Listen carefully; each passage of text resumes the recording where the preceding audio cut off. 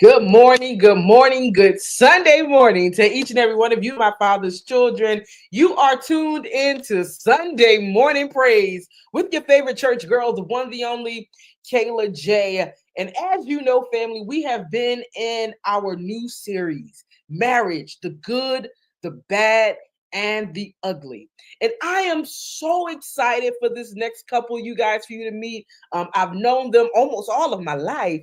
And I think they are just a wonderful couple, and their story is just one of a kind. I about to say one of a million, but I'm not gonna put those odds on it. But they're certainly one of a kind. So please help me welcome to the Sunday morning praise stage none other than Dr. Earl O. Nugent and his wife Kimberly. Hello and welcome to the show.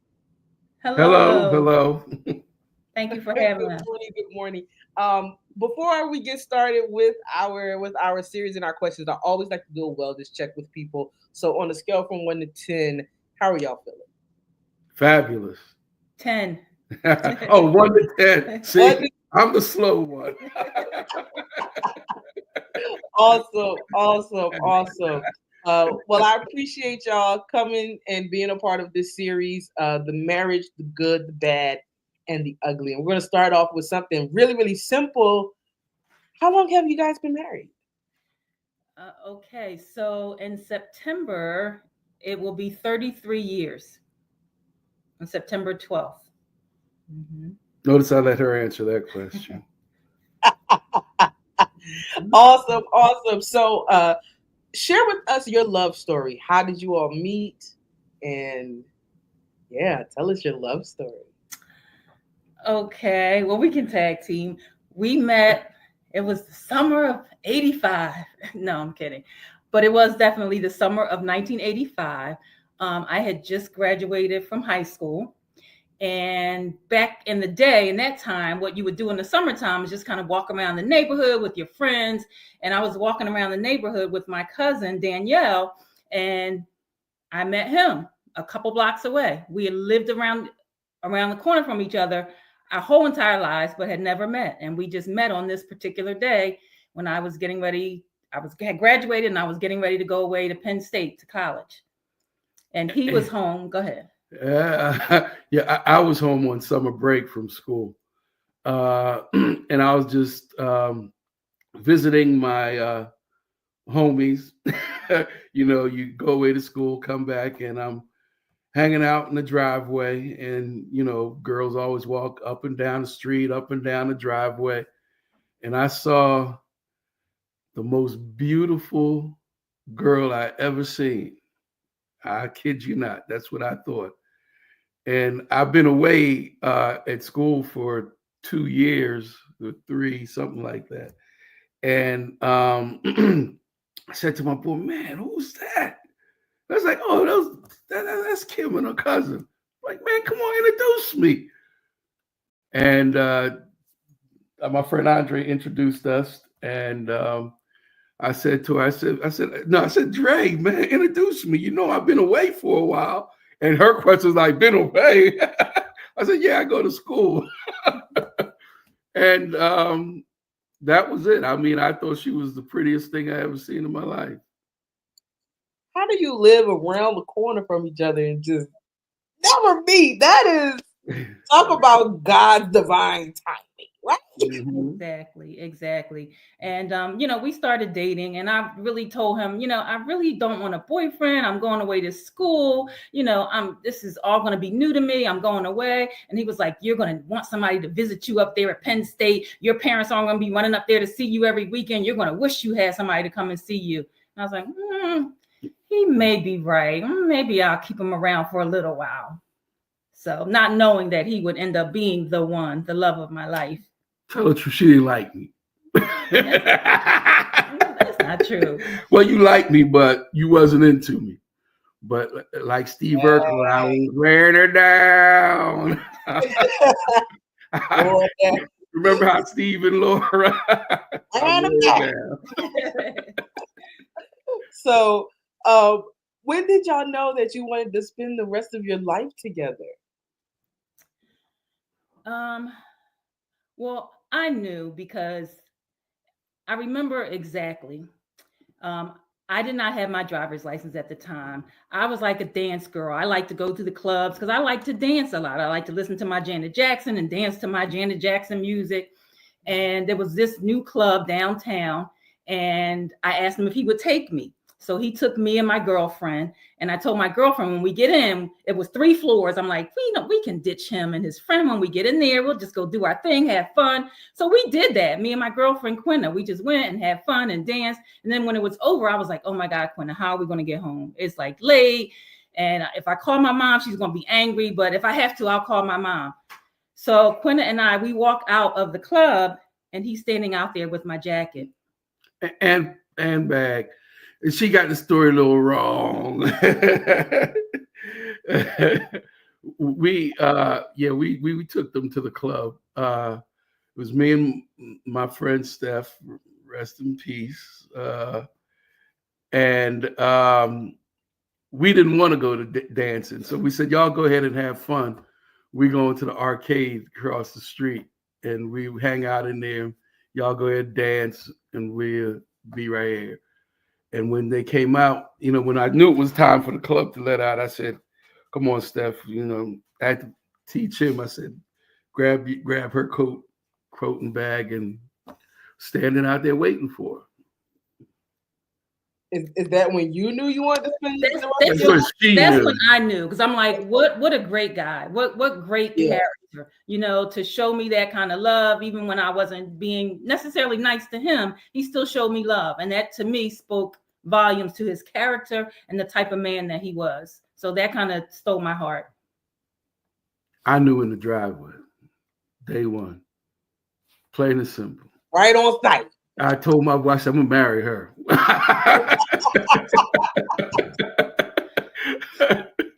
Awesome.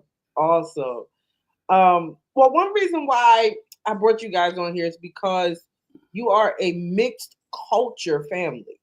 A lot of times, when we think of mixed cultures, we think of European descent, right? But Earl, you're from Jamaica originally, correct? Yep, born Kingston, Jamaica. Awesome. So just share a little bit about how you all blended that while you're dating and integrated your culture with American culture in your family.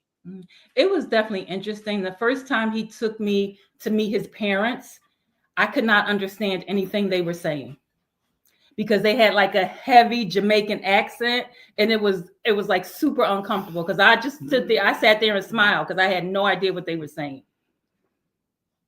I understand. It wasn't hard for us, because if you can hear, I don't have a 1 ounce of Jamaican accent until I want to. So I'm what they call a Jamaican. I came to the country when I was very young. So I sort of had this duality of being a Jamaican and an American, because all my friends were all American. So it wasn't difficult for me to blend into her culture, because I grew up, all my friends, but it was harder for her to blend into mine, because I don't think she had too many Jamaican friends. So it was easy for me. If I don't tell you I'm Jamaican, you're not going to know. Right. But what I found interesting also, Kayla, is that, when he would speak to me, he would speak like he's speaking now. But when we were around his family, he would speak patois. So he could speak to me in American English and then turn and speak to them in patois. And I thought that was amazing. And over time, she thought it was sexy. I did. I did. Because I think it's cool to be able to speak different language. I think it's cool. He doesn't think it's cool, but I do. So yeah.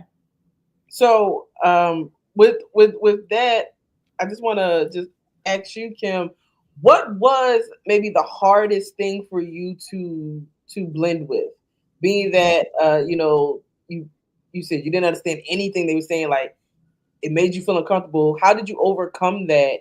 And maybe what was like the exact hardest thing to just be like, all right, I'm gonna just have to force my way so I can be happy. Mm-hmm. Well, I think, like Errol said, the biggest thing was, dealing with his family. It wasn't necessarily with him per se, because, like he said, you would not know he was Jamaican unless he told you. You know, that part of his culture, I don't know, it just wasn't prominent. He was more American than he was Jamaican to me, but I know he's a mixture of both. So it really wasn't an issue with blending the culture with him. It was more so just blending the families. And I think that part is what we had to kind of work through, because we were both family oriented. We were both the youngest of 5 children. Both spent a lot of time with our family. So when we came together, we had to figure that piece out. And especially when we brought children into it, because his family had their traditions and my family had our traditions. So we had to kind of work that piece out. And it worked out well because, for example, his family ate dinner on holidays very early. By 3 p.m., his mother had dinner ready. So we would go to his parents' house first, and then my family would eat later. So it just always worked that way. That's what we did. Just go with the flow is, I think, was the thing with me. And my family was super cool. They liked her, so it was real easy. And she became really good friends with my middle sister. I'm the youngest; she's the youngest, but they hit it off. And one thing I would do is when my mother was cooking, I would always make sure that she sat in the kitchen while my mother was cooking.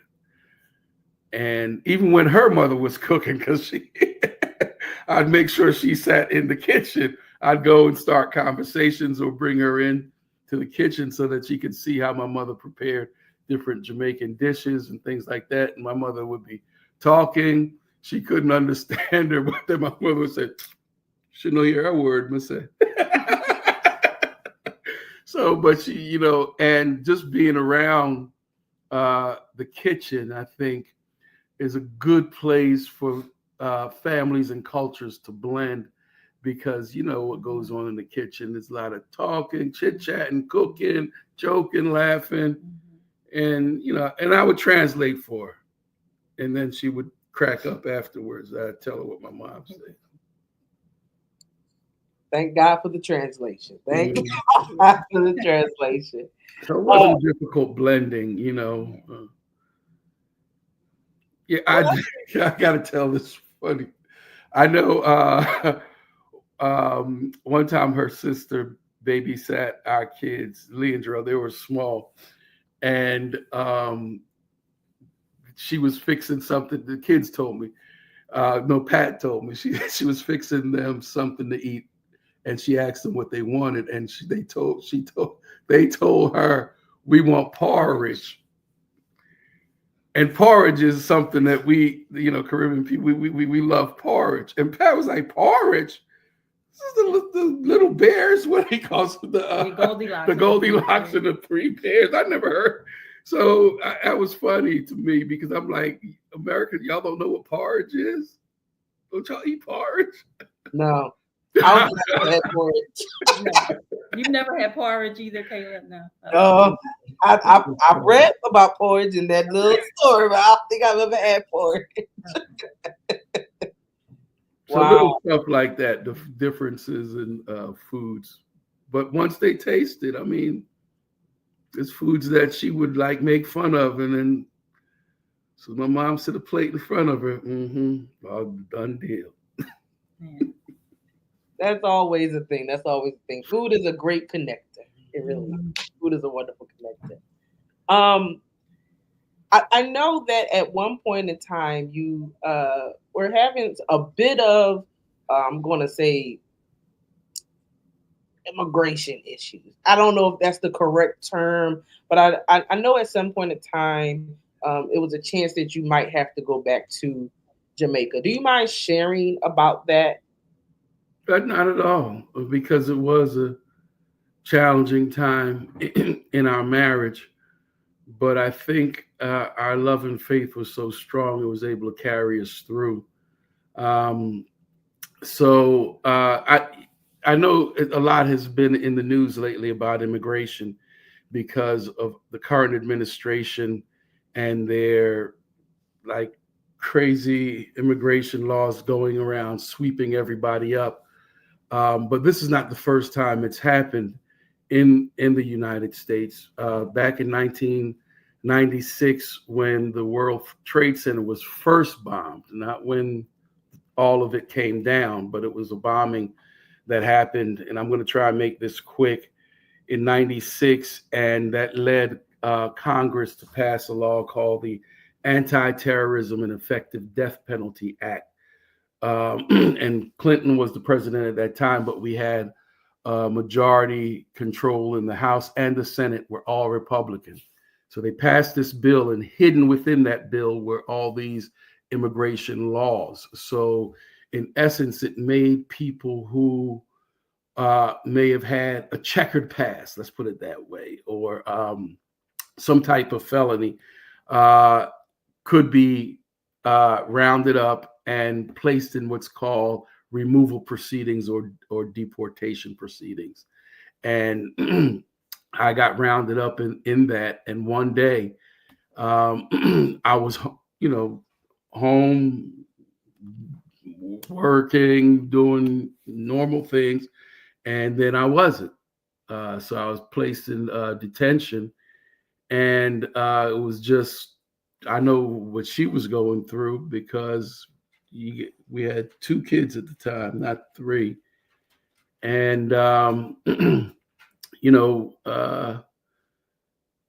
that was a challenge, because now she's home, same responsibilities. You can jump in and talk about this part, because and it was definitely a challenge. Going from a 2-income household, when we bought our first home, we had 2 children, 2 small children.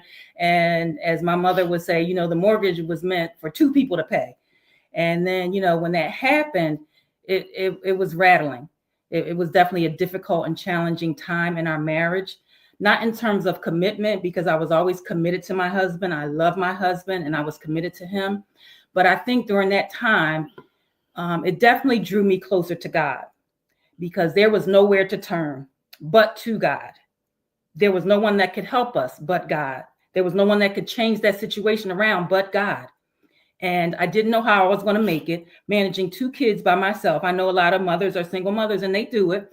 But, mostly just paying the mortgage and making ends meet without that second person, when everything has been set up so that it takes 2. So it definitely drew me closer to God.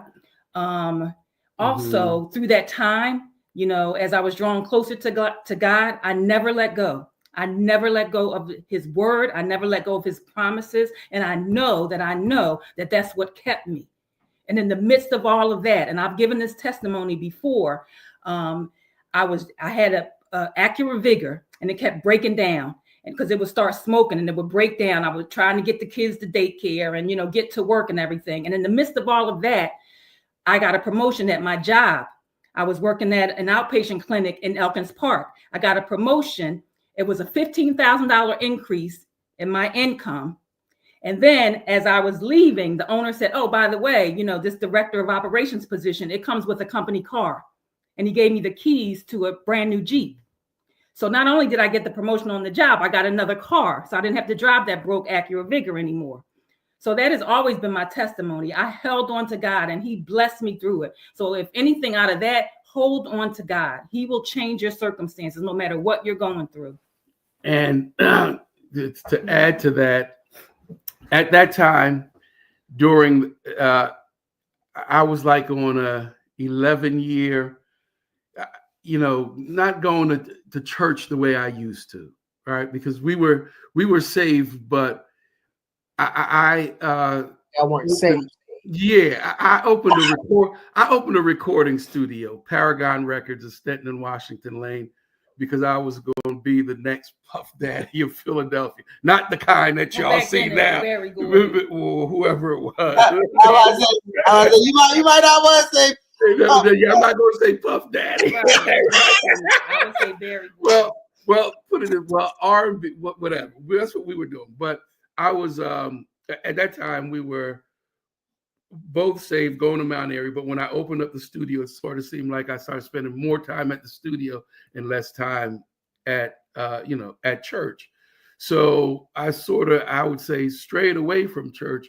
But when that happened and I got placed in immigration detention, that's when God began to deal with me. And I actually started preaching in church. I mean, in prison, jail, not prison. It's the difference. I actually started preaching there. And while fighting this immigration case, and I think at 10 months, I got out. I won a few cases, let's put it that way, and was able to get released. And I came home and surprised her. I told nobody to tell her I was coming home. But anyhow, make a long story short, what happened when I came home? I don't know where you're going with it. We made that. Okay. Yeah, I'm away for 10 months. I come home. What is the first thing you think we're gonna do? So we made David, my youngest, my third child. So, and of course, the ordeal caused me to have this new zeal for God, bringing us through this. So I'm now back in church full force, in the minister's training program, become an aspiring minister, living my life, and 9 months go by, and she's about to have the baby, and don't you know that all the cases that I won was overturned because of some technicality of somebody. Wow. Right. So they came back and got me again. 1 week later, she has the baby, and I'm nowhere around. Now, so whoa. That wait. Okay. Wait. So when before, when you served the 10 months, but how long have y'all been married then? Oh God. At least 10 years, right? It had to be. Well, we got married. Yeah, 12 years maybe, because we got married 92. Yep. So December, 10, 12 years. 10 years, I'd say. Yeah. Okay. So now is like maybe 2 years later? What? 2 years later, what? When you get detained again? Yeah, when I get detained again, it was like okay. Just trying to set a time. Yeah. Things. I mean, I was just thought that things was going, was going to be all right, and then they come and snatch me again. How long were you detained the second time? Only 8 months before I actually was able to appeal and win some more cases. So it's a long process.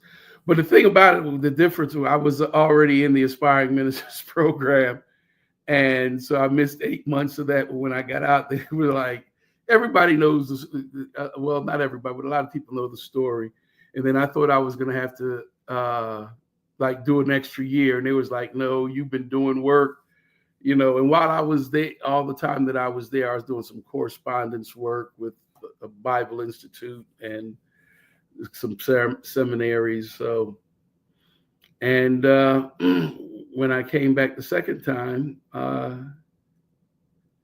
trying to think, that's when we started Nugent Technologies, right? So, Kim, I have to ask you this.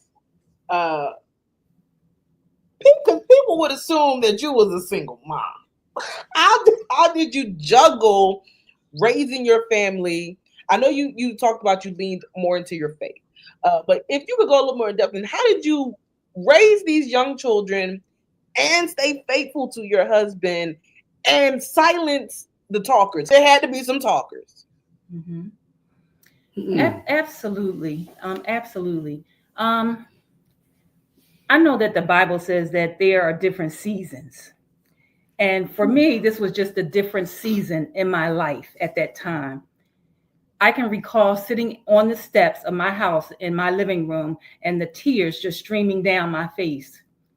And my children remember during that time when I would wake them up on Saturday morning, I would always play that song Shackles. And I wouldn't cry in front of them because I didn't want to upset them. But I would just, always say to God, God, how long? Please take these shackles off of me. This is difficult. And then I got the idea. He said, you know what? Get a book and write down your blessings. I still have that book to this day. Every blessing that I had during this difficult time in my life, I wrote in my blessings book. And it was simple stuff. My sister Pat bought groceries for me and the kids. My neighbor across the street, Miss Pat, said that she would watch the kids so I could get a nap if I wanted to. Got a brand new car. Don't have a car payment. Company paying for my insurance. Don't have an insurance payment. And I think just focusing on that, on the things that I could be grateful for during this difficult time, that's how I did it. Yeah, and you mentioned Pat, but also both my family. Right, both families were there. Yeah, to support that's me. the thing. We had good family because I had, cousins that would send her money, parents, sisters, 5 of us. So everybody, we sort of rallied around us. They saw the difficulties, so they made sure that she was taken care of. Plus a little bit of money that I left in the bank. Don't forget about that. It wasn't like you ain't had nothing. Right. I left you a little something. Yes, you did. Yes, you did. And he left me a business, as he had mentioned. He had started Nugents Technologies. So he had, right, technicians that would go out and do jobs for him. And I kept that going while he was away. While I was away, she was, and I was on the phone with her. I could remember, telling her what to do, who to call, how to get these work orders out. And that's actually how we met Sister Clee, because her uncle worked for Nugent Technologies. Right. And he called and one time and said, oh, my niece is coming to Philly. Can you look out for her? And it was through Nugent Technologies and him working for my husband that we, met her. And I started the business because, anybody with a record, it's hard for you to get a job. So, so we had to make something happen, right? And I couldn't do anything illegal. Right. And I kept that going. That was my side hustle with my job. I kept that business going while he was away, and it was helpful to me and the children as well. Wow. But I would like to say, Kayla, today, I'm a man with a clean record, pardoned, full pardon. Amen. But God. But But God. Full pardon by Governor Wolf. One more question regarding this particular story. Then we're going to move on. I have about a few more questions. Mm-hmm. We talked about how Ms. Kim felt throughout this time. What was going through your head each time you were detained? I'm going to tell you, I have faith, but there was also doubt. I had plan A, B, and C running through my head. Like, if they deport me, and we would have conversations about it. And she was like, we would cross that bridge when it get there. I'm like, are you going to come and drink with me? But, as I would think about it, I was like, I couldn't take my children. I wouldn't have taken them from the opportunities that they have here without first going there and establishing an equal or better opportunity. I was thinking either here, back in Jamaica, Canada, England, whatever it would have taken, we talked about it, we would have made it work, brought us back together. If we couldn't be here in the United States, it would be somewhere else. But I had the mindset that I was going to make sure that they wouldn't be lacking anything wherever I ended up. And the possibility was always there looming. So, I thought about it, but deep down inside, even though it was scary, there was something that I can't explain that was telling me it's going to be you're gonna win. So I never really was real. There was some calm. The Holy Ghost, I'm not going to say something. The Holy Ghost was just dealing with me in a different way.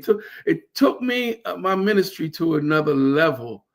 And if that, I'm going to tell you the truth, if that never happened to me, I would never be a pastor right now. I'd never been a minister because I couldn't sit still long enough to hear God's voice. So I believe that it was a divine intervention for him to really get me to focus on what was really important in life. Because before that, it was just, make money. Wow. Okay. I want to talk about your family for just a bit. You mentioned you had 3 children. How did you all make sure that they had a blend of both cultures? Because I know that you both mentioned that family is important to you. You both were the babies of your families. So how did you all make sure that your children understood their heritage from Jamaica and their heritage from America and had a love for both of them? I'll answer it quickly. I think that they always thought that the Jamaican side was cooler. They all got dreads. They all had dreads at some point. My daughter, as you know, she ran in the Olympics. She wanted to run for Team Jamaica. She could have ran for the U.S., but she chose to run for Jamaica. So they always thought Jamaica was the cooler side. But also, just to speak to that, he knew more about his past than I knew about mine. I'm talking about going back generations. I'm an African American woman, so I would have to trace my roots back to Africa, and that can be difficult for us. Me too. Right, but I think you still knew more of your roots than I did. So I think, sharing all that information with them about the Maroons and, the tribe that they actually come from, they always just thought that was super cool. So we just made sure that they, understood both sides, but they always thought the Jamaican side was cooler, in my opinion. Yeah, I'm a Maroon, my father, and we're from West Africa, and we're a fighting tribe who gave the British a run for their money in Jamaica. So, but anyhow, I think the way that our children were able to blend with both cultures is because we're both family oriented. So they spent time with both families. As my wife said, that we would go and do Christmas early at my parents' house, and all my brothers and sisters would come there for Christmas, major holidays, Christmas, Thanksgiving, and then we would leave and then go to her family. So we spent time. We spent time with both sides of the family. Right. So the first meal would be a Jamaican meal, and then it would be an American meal. So they got both, a little bit of both. That's wonderful. Thank you. Last question, and then we'll get out of here and let you go about your Sunday. What advice would you give to another couple that may be going through something similar that you all have went through? Well, you don't have 33 years of marriage without having 99 problems. So the advice that I give to younger couples is that marriage is work. So it takes work to work through those 99. I'm just using 99 as a general number, problems that you're going to have, because no marriage is without problems. We just went over a major problem, but it's the little things that I think pull people apart. So the advice that I always give to couples is to just treat marriage as a covenant versus a contract. And when I say that, I mean, when someone enters into a contract, you're signing an agreement. Each person is negotiating that contract that's going to benefit them. How much can I get? And that's, and people enter into marriage like that, what do I get? And the other person is the same way. So you're negotiating the marriage as if it's a contract, Whereas a covenant is the exact opposite. I'm entering into this covenant saying, what can I do for you? How can I benefit you? Same with the covenant that we enter with God. He's got blessings ready for us in spite of us. It's not about what we do, but what can he, that's how God treats us. It's like, in spite of who you are, this is what I'm going to do to bless you, and you can't do anything about it. How am I going to make your life better? I don't want to get into this thing to see what I can get out of it. It's what I can give to you. And if both people are entering into this covenant to try to bless the other party, then, the faults, you can look beyond their faults when you're in it to make them better. So that's the advice I give people, is to just look at it as a covenant. Okay. My advice to a couple would be to understand that love is more than just a feeling. Love is a commitment. So even, there are going to be times in your marriage where it's going to be a challenge. There are going to be times in your marriage that may be rocky, like you said, the good, the bad, and the ugly. But when you go into it, looking at it, this is a commitment that I made under God. I'm going to be committed to this person no matter what. And if you have Jesus Christ in your life, holding on to him, no matter what comes your way, your marriage will last. Because love is a feeling, and we know feelings can fade. But commitment, when you commit yourself to another person, that's what will keep you. Yeah, and commit to communicating, talk about it, because that's one of the things, that we as a couple, if she doesn't like something, she's going to tell me. She may not tell me when I do it, but she'll you didn't hug me not once last week. I'm like, that was last week. You don't show enough affection. So she tells me what she's missing, and then I'll deny it at first, but then I'll be like, all right, I'll try to do better. I try to, meet her expectation. Right. And I think that's where a lot of women go wrong, that they assume that the husband knows. And I had to learn that he doesn't know. He doesn't know. Most husbands want to please their wives, and oftentimes we just assume he knows. I assume he knows I want him to hug me, but I learned I can't assume anything. In order for me to get my needs met, I have to communicate those needs to him, and vice versa. For him to get his needs met, he has to communicate them to me, and then we have to be willing to come together to meet each other's needs. And that is a great, perfect marriage. Well, there is no perfect marriage, but that's a good marriage, because then I'm listening and I'm working to meet his needs, and then he's working to meet my needs. Everybody's needs are met. Instead of getting angry that they're not doing X, Y, and Z, whatever it is, you got to tell them they're not doing X, Y, and Z. And the way you tell them is important, And be open to hear what the other person is saying. Yeah. Because if both people are getting their needs met in the marriage, that equals happy. And everybody's happy. That sounds like a good place to end right there. My.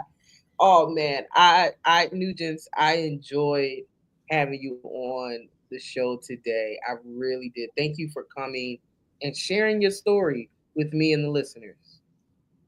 Well, thank you. You're more than welcome. Thank you. We appreciate it. Awesome. Well, folks, that concludes today's installation of Marriage, the Good, the Bad, and the Ugly. You're listening to Sunday Morning Praise with your favorite church girl, Kayla J. We have to go to a quick commercial break, but when we come back, prayer at the top of the hour, and then more music. You're listening to WURD, Black Talk Media.